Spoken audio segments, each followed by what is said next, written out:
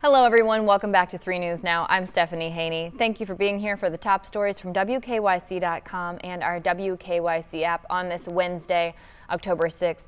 We start off with an update on that Urban Meyer video. Again, we do know that the Jacksonville Jaguars have come out with a statement saying that the actions depicted in the video are inexcusable.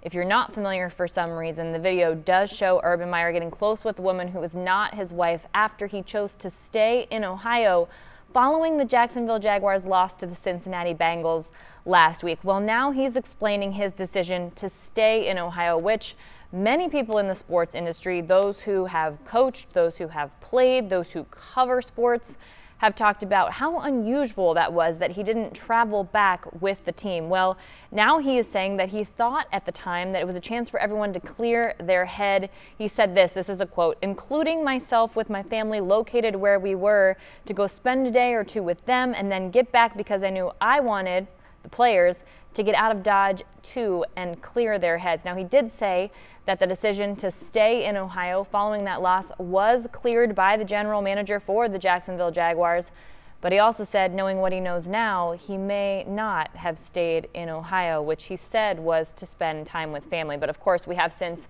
seen that video of him with the woman who is not his wife, and there are some reports online and at least one outlet naming the woman. We don't have that confirmed, so we won't share that information here, but there is some speculation that they may have known each other previously related to a potential photo shoot that happened at Urban Meyer's restaurant. If that does get confirmed, if those details do become available, we will share those with you, but as of right now, unconfirmed, seeing those floating around online though. Something else you may have seen online, former White House Press Secretary Stephanie Grisham is accusing Northeast Ohio congressional candidate Max Miller of abuse. She didn't name him, but she didn't dispute the name that was offered up by CNN's Jake Tapper. She has a book out, and it is about what she has seen at the White House. That book is called "I'll Take Your Questions Now, What I Saw in the Trump White House." It was released on Tuesday. There was also a Washington Post op-ed by Grisham talking about what she saw at the White House, and in that op-ed she talks about an abusive ex-boyfriend who also worked at the White House. Now, she mentioned that she had talked about dating someone where there was abuse in every single way, and she said it's something that she told the president and the first lady about. That's when Jake Tapper came back and said, the person you talk about, you don't name him in the book, but his name is Max Miller. He is running for Congress. Grisham then said that she didn't put his name in there on purpose because she has moved on, but if there's anything she can take away from this experience, it's that she's almost stronger than ever now. Following that article, though, Max Miller and his attorney Larry Zuckerman have filed a defamation lawsuit in Cuyahoga County. It's a 13-page complaint. It claims that the Washington Post article was full of libelous and defamatory false statements, and that the op-ed was a malicious attempt to secure personal financial gain by selling more books. He called it a retaliation against people associated with the Trump administration by someone with a, quote, failed stint as White House press secretary. In local politics, there was a council member who was arrested in Ohio's statewide human trafficking sting. We do know that that person is Elyria council member Mark Jesse. Well, today he has pleaded not guilty associated with the charges. He has been charged with soliciting. That's a third-degree misdemeanor. It's got a potential penalty of 60 days in jail. Again, that penalty not enough to get him kicked off of the Elyria City Council. Elyria Municipal Court prosecutor specified the crimes occurred online back on September 30th, the accused crimes. Now, he was one of 161 people arrested in what's called Operation Ohio Knows, an operation to halt human trafficking. All 161 of those people are accused of seeking to buy sex. There were also reports of 50 more accused of selling sex. And in addition, state investigators recovered 10 missing children as part of the operation. Now, here in Northeast Ohio in Cuyahoga County, you may have gotten a letter about your property appraisal, and a lot of people are pretty upset about that. So yesterday there was a packed room inside the Bedford Public Library. That was the first of 11 community meetings to discuss Cuyahoga County's recent property tax appraisals. This happens every 3 years, and a lot of people pretty upset about the rise in their property values, not because they don't want their value of their property to rise, but because along with that comes an increase in property taxes due. Now, a lot of people panicking because there's been an average jump of 16% to 23%. huge increase in your property. But what the officials want you to know is that a 23% increase in your property value doesn't necessarily mean a 23% increase in the taxes due. There is a website where you can go to calculate what your change in property taxes will be each year. We have that linked at wkyc.com.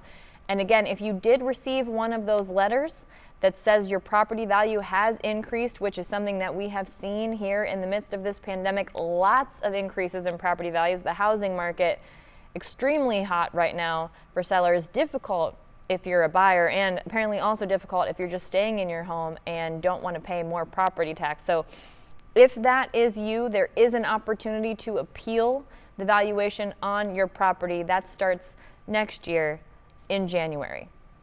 Now let's take a look at the latest COVID-19 numbers in from the Ohio Department of Health. Today we saw an increase in new cases reported, 6,296 new cases reported in the last 24 hours.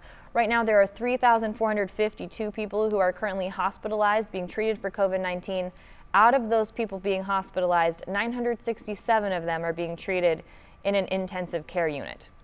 Now, we've seen this a lot around Northeast Ohio and all parts of Ohio in different places. There are lots of places that are putting their own protocols in place in the absence of a statewide mandate for safety protocols because of COVID-19 and how to stop that spread right now.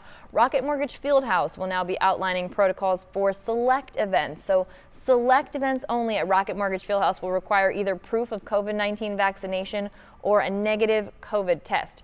Rocket Mortgage Fieldhouse will be at full capacity for sporting events and concerts, so they are saying, according to a press release, that health guidelines won't be the same for every event. The protocols will be determined by the tour promoted as well as management.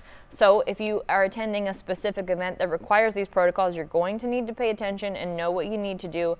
Here are just a few that you can put on your radar in case you are planning to attend one of these events at Rocket Mortgage Fieldhouse. The Harry Styles concert coming up on October 18th, that will require either proof of COVID vaccination or a timely negative COVID test. Not exactly clear on what timely means, but that will be determined per event. Also, the Michael Bublé concert happening on October 21st, and the Rock and Roll Hall of Fame induction ceremony coming up on October 30th. Busy month at Rocket Mortgage Fieldhouse. As of right now, we do not believe that Cavaliers home games, or at least it hasn't been said yet that the Cavaliers home games will require those things. The first Cavaliers home game is scheduled for October 22nd. So if you are at one of these events that's going to require either proof of a negative COVID test or COVID-19 vaccination, that applies to anyone ages 2 and over. So obviously there's not a vaccine at this point that has emergency use authorization or full approval for those people in the 2 to 12 age group. So if that is something that you're planning on bringing a small child to, that child will, according to this, have to have a negative COVID test in a timely manner. There's a complete list of health and safety protocols at Rocket Mortgage Fieldhouse linked at wkyc.com. Speaking of concerts coming up in October, John Legend will be in Toledo. He'll be at the Toledo Museum of Art. This is something that's being put on in partnership with the Toledo Alliance for the Performing Arts and local community organizations. So he'll be there on October 22nd at 8 p.m. He's an Ohio native, by the way, in case you didn't realize that. John, a legend from the Ohio area. So the concert will be presented with support from ProMedica and the Rita Barber Kern Foundation. He'll perform in the Baroque painting room, and he'll pair songs from his catalog with geographically and chronologically diverse works of art from the museum's highly celebrated collection. The concert tickets will be free, by the way. They'll be distributed to children and families through TMA's outreach initiative. Some of those companies in partnership include Art Tatum Zone, Frederick Douglass Community Association, and the Mott branch of the Toledo Lucas County Public Library. Very cool event happening just not too far from us out in Toledo, just a little bit west. And now is a great time for your good news break because it is Wednesday. The It's All Good News show comes out every Wednesday at 1 p.m. on the WKYC YouTube page. And we are really celebrating love this week. We have a very cool story. Did you know that in University Heights, if you get married in University Heights, they can actually proclaim your wedding day as your official day? That's something that happened to one of our former coworkers here, Stephanie Metzger, who's a former digital producer and reporter here at WKYC. She married her longtime boyfriend, Patrick Lawrence, and now there is a Stephanie Metzger and Patrick Lawrence Day in University Heights. You have to check it out. And their wedding, by the way, absolutely beautiful after it was delayed a whole year from COVID. So you got to see that. Also, a story of love found a long time in the making. This is a really precious story that you're not going to want to mix. Plus, another mix of really good feel-good stories. It's a really lovely edition of It's All Good News this week, so I hope you'll check it out. Again, that's on the WKYC YouTube page. You can also find it at WKYC.com, and I'll tweet it out. So you can follow me at _Stephanie Haney, and you can find it that way. And that is it for your 3 News Now update today for Wednesday, October 6th. I'll see you back here tomorrow for more 3 News Now.